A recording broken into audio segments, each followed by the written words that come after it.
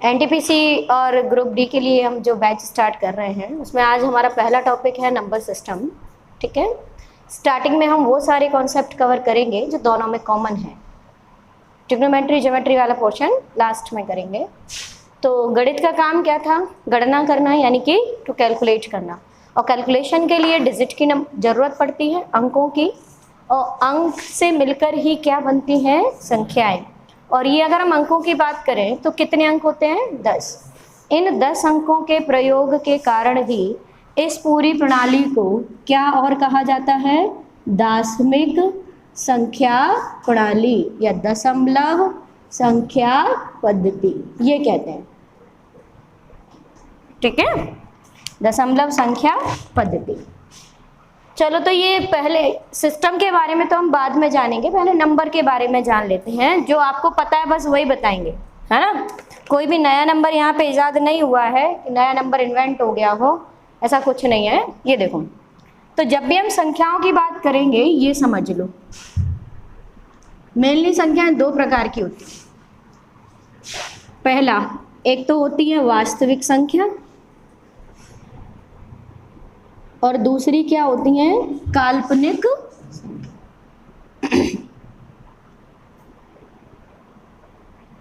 जब आपने 11th में पढ़ा होगा तो 11th में एक इस तरीके के ये संख्या पढ़ी है, सम्मिश्र संख्या, z बराबर a प्लस आई वी, कुछ इस तरीके की 3 प्लस 4i, इस तरीके के नंबर पढ़े होंगे, देखे होंगे। 11वीं के मैथ में ये चैप्टर है।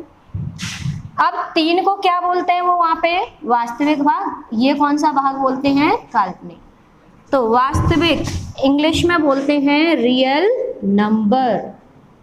रियल का मतलब ही आप समझ गए, जो है।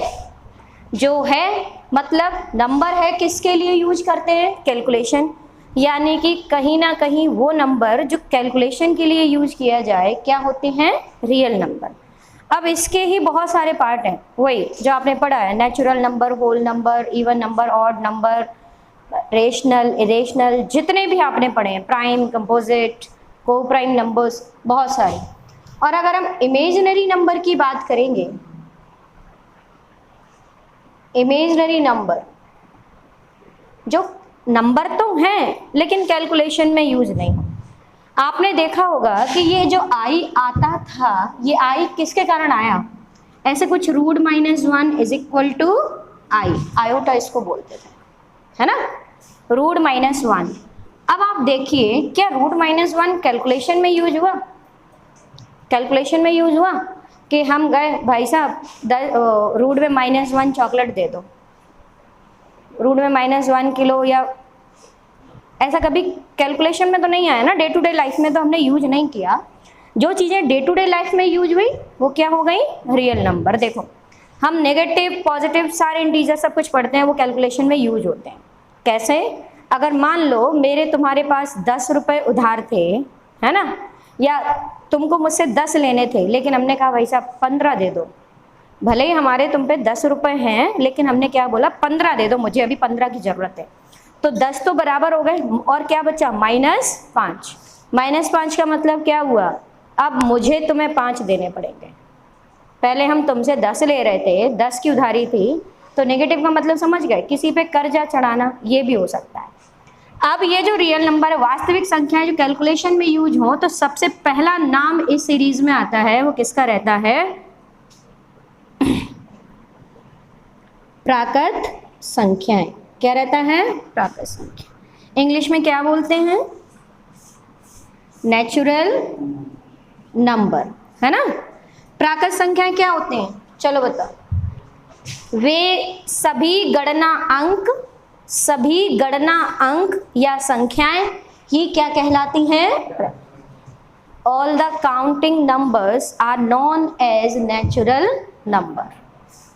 जितने भी काउंटिंग नंबर होंगे, अब काउंटिंग आप समझते हो, 1000 भी होता है, 1001 भी होगा, 999 भी होगा, तो all the counting numbers are known as natural number. सभी प्राकृत संख्याएं या सभी गणना अंक ही क्या कहलाते हैं? प्राकृत संख्याएं कहलाते हैं। क्लियर है? तो मैं यहाँ लिख देती हूँ, और सभी गणना अंक, ठीक है।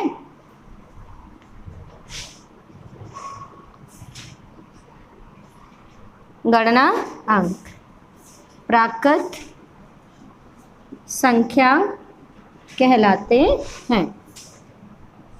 और हम इसको कैसे लिख सकते हैं, मैं केवल बोल रही हूँ, लिख नहीं रही हूँ। और क्या बोल सकते हैं, जो गिनती में यूज हो, ठीक है। All the counting numbers, counting numbers, numbers means संख्या। मैंने आपको बताया अंक से मिलकर ही संख्या बनी होती है। अगर हम बात करें एक की, तो एक अंक भी है और एक संख्या है, एक अंक की एक संख्या है, ठीक है। तो ये होता है, इसमें समझ में आया। तो ये काउंटिंग नंबर से स्टार्ट कहाँ से होते हैं, 0 से होते हैं कि 1 से होते हैं। जब भी हम कुछ गिनने के लिए बोलेंगे आपसे, आप कहाँ से स्टार्ट करेंगे। जैसे मैंने बोला अभी क्लास में कितने बच्चे हैं, आपने गिना 1 2 3, ऐसे ही गिनते हैं। कभी आप ऐसे गिनते हैं 0 1 2 3 4 5, ऐसे गिनते हैं क्या, नहीं। काउंटिंग हमेशा कहाँ से स्टार्ट की जाती है, 1 से। तो प्राकृत संख्याएं चूंकि काउंटिंग नंबर्स ही नेचुरल नंबर थे, गणना तो ये कहाँ से स्टार्ट होते हैं, कहाँ से स्टार्ट होते हैं, 1 2 3 4 5 6 डॉट डॉट इन्फिनिटी, कितने भी बड़े नंबर हो सकते हैं, कोई लिमिटेशन नहीं है इनके। प्राकृत संख्याओं के बाद बात आती है किसकी, पूर्ण संख्या। पूर्ण संख्या यानी कि क्या होता है, होल नंबर। क्या बोलते हैं, होल नंबर, है ना। पूर्ण संख्या अगर प्राकृत संख्याओं के समूह में, समझना, अगर प्राकृत संख्याओं के समूह में 0 को शामिल कर लिया जाए तो सभी संख्याएं क्या कहलाती हैं, पूर्ण संख्याएं कहलाती हैं। इट मीन्स नेचुरल नंबर तो हमको लिखना ही है, और हम क्या लिखेंगे, 0 से स्टार्ट हो जाएगा, है ना। If 0 is included in the family of natural numbers, all numbers are known as whole number। ये हो जाएगा, क्लियर है। ज़्यादा कुछ नहीं है, केवल 0 को इंक्लूड करना है।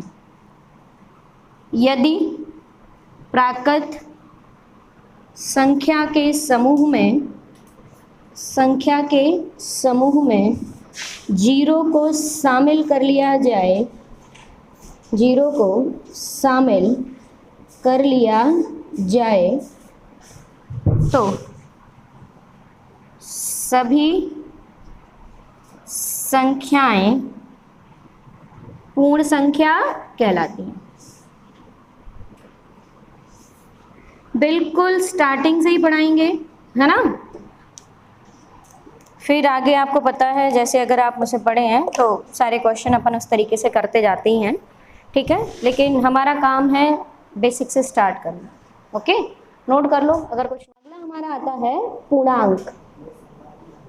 पूर्णांक संख्याएं, इंटीजर, नंबर, है ना। पूर्णांक संख्याएं क्या होती हैं, वे सभी प्राकृत संख्याएं जो धन ऋण चिन्ह के साथ लिखी जाए। यानी कि अगर हम +-1 +-2 +-3 dot dot and so on इस तरीके से लिखा जाए तो यही पूर्णांक होते हैं। मतलब संख्या प्लस की भी हो सकती है और माइनस की भी हो सकती है, ठीक है। तो वे सभी प्राकृत संख्या जो धन ऋण चिन्ह के साथ लिखी जाए क्या कहलाती हैं, पूर्णांक संख्या। डेफिनेशन ये कभी भी नहीं आती है, लेकिन हमें जानना बहुत ज़रूरी है। क्यों, उसका कारण ये रहा। अच्छा, इसमें 0 भी इंक्लूड होता है, आप लिख लेना 0 और वे सभी प्राकृत संख्याएं, ठीक है। अब एक होता है पॉजिटिव इंटीजर, धनात्मक पूर्णांक संख्या, ठीक है। एक क्या होता है, ऋणात्मक पूर्णांक संख्या, नेगेटिव इंटीजर, ओके। ये होता है पॉजिटिव, ये होता है negative. Positive integer, negative integer.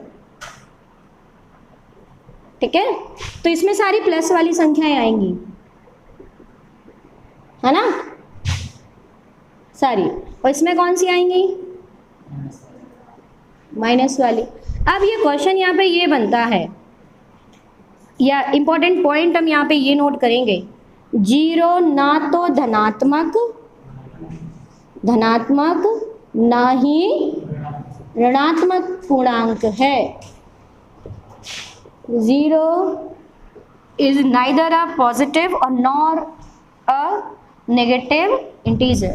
Okay, फिर अगर मैंने अब माइनस में जो संख्या जितनी छोटी उतनी ही बड़ी होती है। जैसे उदाहरण आप समझिए, यदि मैंने लिखा है -4 और मैंने लिखा -3, ठीक है, -4 और -3 में कौन बड़ा है? कौन बड़ा है आप मुझे बताएं, कौन बड़ा है? तो जो छोटा कौन है? 3। छोटा कौन है? 3 है ना, 3 छोटा है ना, तो -3 कैसा होगा? बड़ा। आंसर हो जाएगा -3। ठीक है, ये हो गया। इन दोनों में कौन छोटा है? और -1 सबसे बड़ा ऋण पूर्णांक होता है। रीजन भी अभी बताएंगे क्यों होता है। ठीक है, देखो आप नंबर लाइन देखते होंगे। नंबर लाइन क्या देखते हैं? नंबर लाइन, संख्या रेखा। जब भी हम इस संख्या रेखा की बात करते हैं तो इस संख्या रेखा में मिड में तो कौन होता है? 0 होता है ना। इधर राइट हैंड की ओर पॉजिटिव इंटीजर होते हैं, मतलब प्लस वाली संख्याएं होती हैं, और इधर कौन सी होती हैं? माइनस वाली। जरा समझिए, कहने का मतलब हुआ इधर से इधर जाने पर मान बढ़ता है। क्या होता है? देखो बढ़ रहा है ना, इधर माइनस का है, ये माइनस की संख्याएं आएंगी और इधर साइड क्या होंगी? प्लस की। इधर से उधर जाने पर मान बढ़ रहा है, तो 2 से बड़ा -1, -1 से बड़ा 0, 1 से बड़ा 2, 2 से बड़ा 3, 4। समझ में आ गया क्यों होता है? क्योंकि इधर से उधर जाने पर माइनस से क्या हो रहा है? प्लस हो रहा है, तो उस ओर बढ़ेंगे मान बढ़ेगा, इस ओर बढ़ेंगे तो घटेगा। तो 3, अगर इधर 4 होता, 4, तो 3 से छोटा कौन है? 4, क्योंकि इधर मान कम हो रहा है, उधर मान बढ़ रहा है। ये रीजन है। ठीक है, इसको हम सिंपल से अपनी भाषा में समझ सकते हैं, जो मान जितना छोटा होगा उतना ही बड़ा होगा, है ना। इसको नोट करिए। तो यहाँ पे हमने पढ़ा है धनात्मक और ऋणात्मक पूर्णांक के बारे में। अगला हम पढ़ते हैं, अब ये जो हमने 3 तरीके के नंबर पढ़े, इनमें ही थोड़ा डिवाइडेशन हो जाता है, थोड़ा वर्गीकरण हो जाता है। तो क्लासिफाइड हम करते हैं, तो सम संख्या यानी कि इवन नंबर, है ना। अब ये सम संख्या और एक रहता है क्या? विषम संख्या रहता है। विषम संख्या यानी कि ऑड नंबर। फिर एक रहता है भाज्य संख्या यानी कि कंपोजिट नंबर। और एक रहता है अभाज्य संख्या। कई बार बच्चों को अभाज्य संख्या, अभाज्य को बोलते हैं रूढ़ ऑब्लिक अग्र। ठीक है, इंग्लिश वर्ड एक ही है, क्या है? Prime number. वैसे एक वर्ड क्लियर लिखा हुआ है, फिर भी अगर स्पेलिंग कहीं मिस्टेक हो तो देख लेना, होगी नहीं। और फिर भी गणित में अंग्रेजी का कोई काम नहीं, स्पेलिंग का। तुम समझ गए, बात खत्म, है ना। चलो देखो, भाज्य को संयुक्त भी बोलते हैं और क्या बोलते हैं? यौगिक, है ना। और क्या बोलते हैं? यौगिक संख्या। अभाज्य, अग्र, रूढ़। ठीक है, common word is prime number. Okay, कई बार जब बच्चों से पूछते हैं कि प्राइम नंबर क्या होता है, तो वो सोचते हैं कि ये हमसे पूछ रहा है विषम संख्या क्या होती है। वो बोल देता है जो 2 से नहीं कटे वो अभाज्य, कट जाए तो भाज्य। जबकि ये जो परिभाषा है वो किसकी है? सम और विषम संख्या की। एक्चुअली सम और विषम संख्या की डेफिनेशन क्या थी? वे सभी संख्याएं जिनका इकाई अंक, वे सभी संख्याएं जिनका इकाई अंक क्या हो? 0, 2, 4, 6, 8 हो, क्या कहलाती है? सम संख्या। लेकिन आगे चल के देखा गया कि अगर किसी का इकाई अंक यूनिट डिजिट 0, 2, 4, 6, 8 है तो वो संख्या किससे कट रही होगी? 2 से। या संख्या पूर्णतः किससे विभाजित हो? 2 से विभाजित हो, 2 से विभाजित हो। ये ठीक वैसा ही है, टीचर ने डिटेल में एक सवाल कराया और आप आंसर पे पहुंच गए और आपको पता है कि जब आंसर आ जाता है तो तुम अपना दिमाग लगा के उस आंसर तक तो पहुंच ही सकते हो, फिर तुम बोलते हो कि ये तरीका भी हो सकता है, ये तरीका भी हो सकता है, तो ये ठीक वैसा ही है। तो इस आधार पर 2, 20, 18, 9, 0, 8, 7, 6, 3, 5, 7, 2, 1, 4 बहुत बड़ी संख्या है। केवल क्या देखना है? यूनिट डिजिट, क्योंकि अगर डिविजिबिलिटी ऑफ 2 देखी तो भाग लगाने में भी टाइम जाएगा। ये 4। वैसे अगर डिविजिबिलिटी ऑफ 2 का रूल आपको पता है तो वो है कि लास्ट का अंक 2 से विभाजित होना चाहिए, तो कोई समस्या ही नहीं है। और विषम संख्या, अब बचे देखो 0, 2, 4, 6, 8 तो हो ही गया, तो क्या है बताओ क्या होगा? 1, 3 वे सभी संख्या जिनका इकाई अंक क्या हो? 1, 3, 5, 7, 9 हो, क्या कहलाती हैं? लेकिन बाद में देखा कि जिनका अगर इकाई अंक 1, 3, 5, 7, 9 होगा वो तो 2 से कटेंगी ही नहीं कटेंगी। तो या डेफिनेशन क्या बताई गई? संख्या 2 से पूर्णतः विभाजित न हो। आप बिल्कुल परेशान नहीं होना, यहाँ पे हम सारा ये स्टार्टिंग से लेके एंड तक आप जैसे धीमे धीमे नंबर सिस्टम में बढ़ेंगे बहुत अच्छे तरीके के क्वेश्चन भी पढ़ेंगे, है ना? कहीं कोई समस्या नहीं आने वाली, लेकिन बिल्कुल अपन 0 से चल रहे हैं। तो यहाँ पे 3, 1, 7, 9, 2, 1, 4, 7, 3, 1, 5, 3 यूनिट डिजिट देखा, 1, 3, 5, 7 में से कोई है तो क्या हो गया? विषम हो गया। लेकिन भाज्य संख्या क्या होती है बताओ? भाज्य संख्या वे होती हैं जो किसी से भी कट जाए, यही तो हमने पढ़ा। हाँ, और अभाज्य संख्या होती हैं, बताओ क्या होती है? खुद से कटे। अब ऐसा क्यों? तो उसका रीजन है, वे संख्या जिनके केवल 2 गुणनखंड हैं, जिनके केवल कितने गुणनखंड हो? 2 गुणनखंड हो। कौन कौन से बताओ? 1, संख्या स्वयं, 1, संख्या स्वयं। तो हमने ये देखा कि अगर कोई किसी का गुणनखंड है तो उससे तो वो संख्या पूरी तरह विभाजित होती है ना? पूरी तरह विभाजित होगी।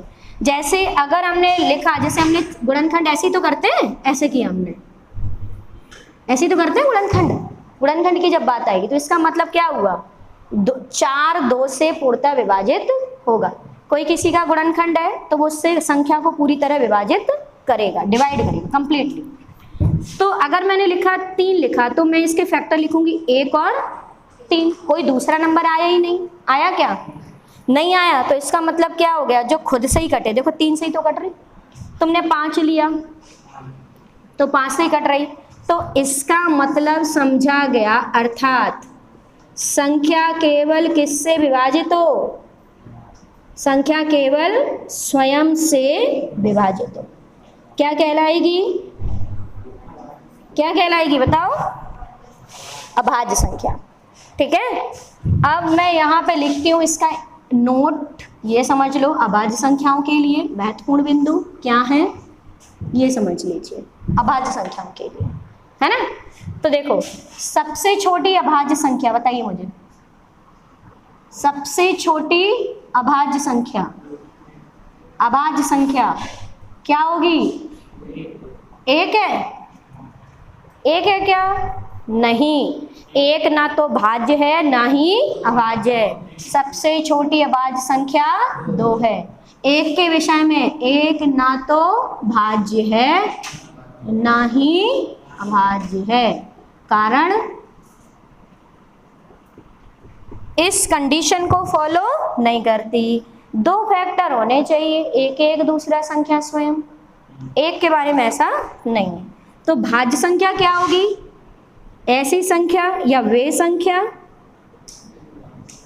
जिनके 2 से अधिक गुणनखंड हो, 2 से अधिक गुणनखंड हो, या वे संख्या जो किसी दूसरी संख्या से भी